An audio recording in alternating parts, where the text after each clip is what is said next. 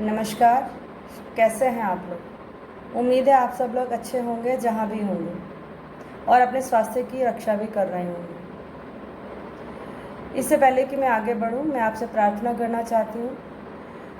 जैसा कि आप जानते हैं कि ये सभी वीडियोस देश की सहायता के लिए बनाए गए हैं, तो कृपया मेरे चैनल को ज़्यादा से ज़्यादा आप सब्सक्राइब करें और ज़्यादा से ज़्यादा लोगों को शेयर करें।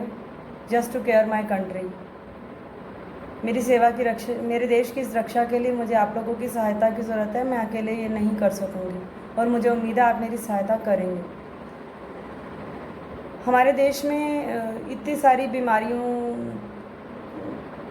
की वजह से और सुसाइड रेट की वजह से, करप्शन की वजह से बहुत सारा कुछ मेरे दिमाग में चल रहा था कि ये सब हो क्यों रहा है।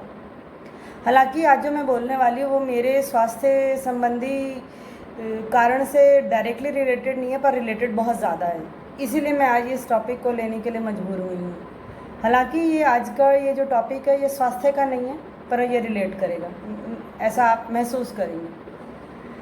मुझे ऐसा लगता है कि जब किसी स्थान पर बहुत ज़्यादा बीमारियां हो जाएं, बहुत ज़्यादा करप्शन हो जाए, समस्याएं ज़्यादा हों जीवन में या देश में, तो कहीं ना कहीं शिक्षा प्रणाली उसके ऊपर बहुत ज़्यादा निर्भर करती है।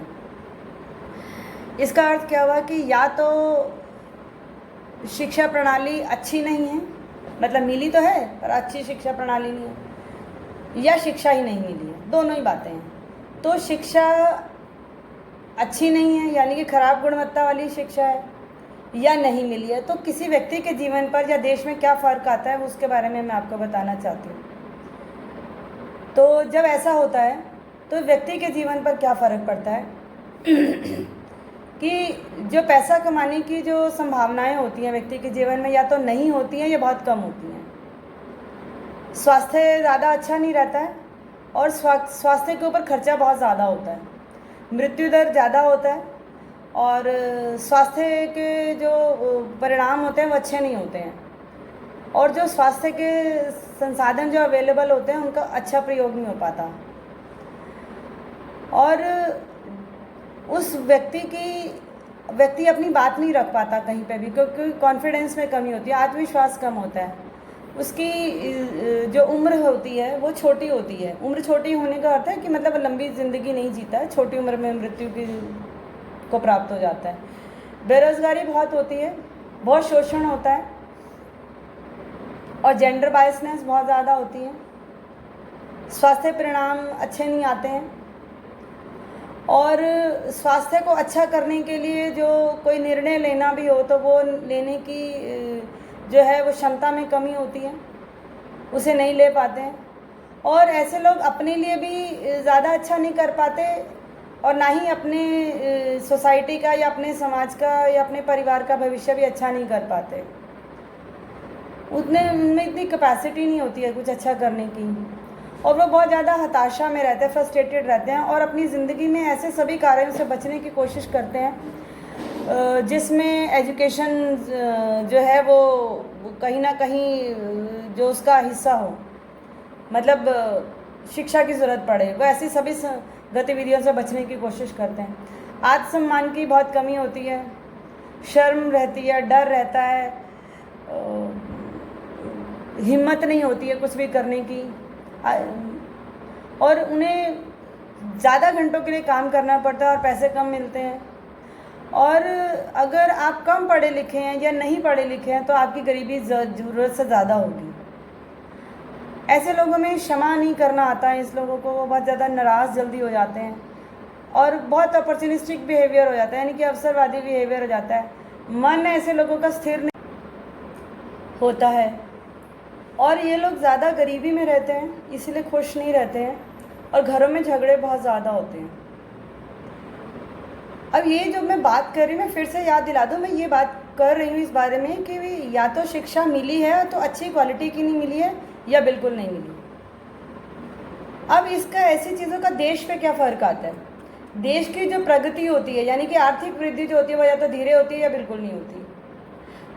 इस देश में, ऐसे देश में रहने वाले लोगों का जो बिहेवियर होता है ना, वो देश के रूल रेगुलेशन को ना मानने वाला होता है, डिसोबेइंग बिहेवियर होता है, अनुशासनहीन होते हैं यहाँ के रहने वाले, और विकास की या तो कमी नहीं होती या बहुत धीमे होती है। उनमें कंसेप्ट्स को समझने की शक्ति कम होती है, जल्दी चीज़ों को समझ नहीं पाते, कोई भी परिवर्तन का उन्हें बस हमेशा विरोधी करते हैं वो लोग, बहुत हिंसा करते हैं, लापरवाही बहुत करते हैं। और जिस देश में पढ़े लिखे लोग कम होंगे उस देश में ज़्यादा गृह युद्ध होंगे और ज़्यादा जो है वो लड़ाइयाँ होंगी और देशभक्ति भी बहुत कम होगी।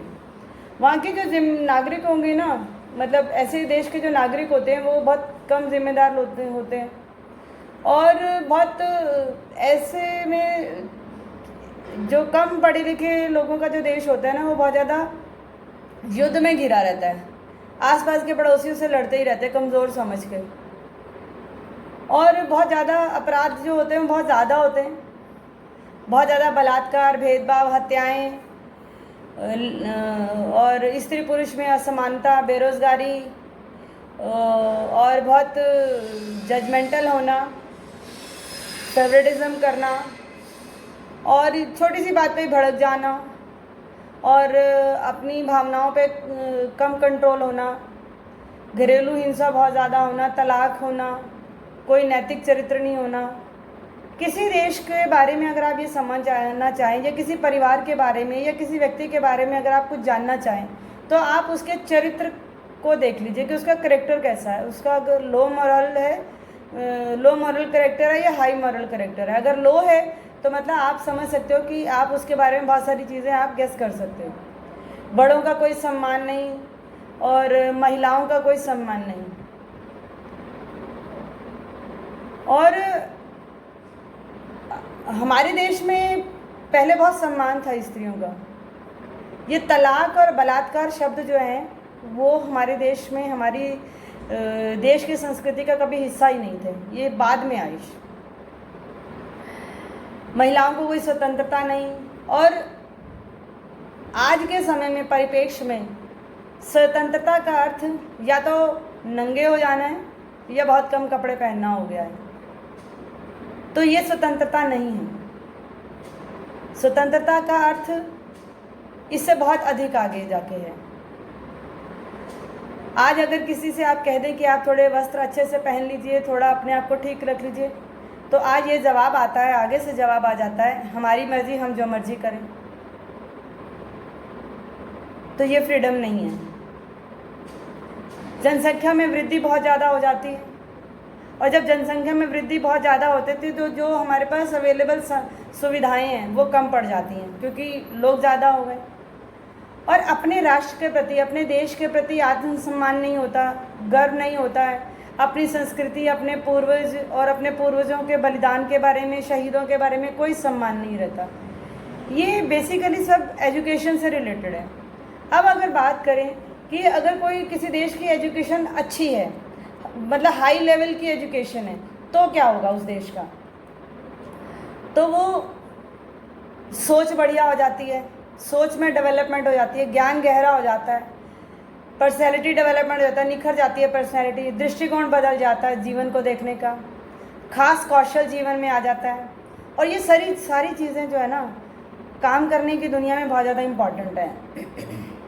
और अच्छी शिक्षा होगी तो ज़्यादा मुश्किल काम भी आसानी से हल हो जाएंगे और कम गलतियाँ होंगी, और जीवन में ज़्यादा पॉजिटिव इम्पैक्ट्स होंगे, सकारात्मक भी प्रभाव होने के से जो जीवन है, नॉर्मल लाइफ जो है वो बहुत अच्छी होगी, आपसी संबंध अच्छे होंगे, और अपने जीवन के प्रति या देश के प्रति विनाशकारी दृष्टिकोण नहीं होगा, रचनात्मक दृष्टिकोण होगा, और अच्छे नियम का पालन होगा, ज़्यादा प्रोडक्शन होगी, उत्पादन ज़्यादा होगा, और कि ऐसे लोग जिस इंस्टीट्यूशन में काम करेंगे या जिस कंट्री में रहेंगे वो अच्छे पढ़े लिखे लोग और अच्छी एजुकेशन वाले लोग, वो जो भी काम करेंगे बहुत अच्छे से करेंगे, दक्षता से करेंगे, और अच्छे से आदर्श व्यवहार होगा उनका दूसरों को समझाने का, सिखाने का व्यवहार भी अच्छा होगा।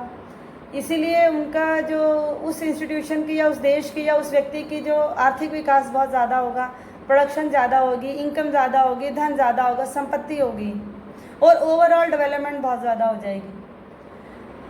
और ऐसे व्यक्तियों के होने से ऐसे देश के लोगों को या ऐसे देश को पर्सनली और देश के लिए बहुत ज़्यादा फ़ायदा होता है। ज़्यादा स्वतंत्रता होती है, ज़्यादा डेमोक्रेसी होती है और जो हमारी कानूनी व्यवस्था उसको बहुत ज़्यादा लाभ मिलता है, कानूनों का पालन ज़्यादा होता है और लोग जो हैं एक दूसरे के साथ लोकतांत्रिक तरीके से रहते हैं, सुरक्षित रहते हैं और अधिक मुक्त समाज में रहते हैं, फ्री समाज में रहते हैं।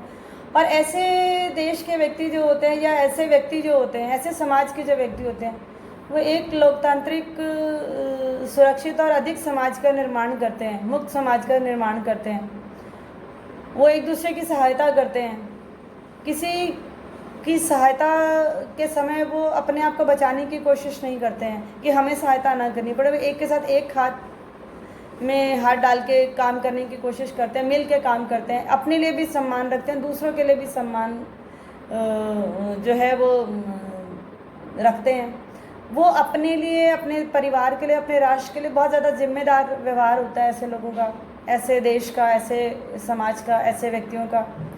आपस में यूनिटी होती है, जनसंख्या कम होती है। जितने ज़्यादा पढ़े लिखे लोग होंगे या अच्छी समझ के लोग होंगे या अच्छी एजुकेशन के लोग होंगे, वहाँ पे जनसंख्या दर कम होगी तो लड़ाइयाँ भी कम होंगी क्योंकि संसाधनों का अच्छा से प्रयोग होगा।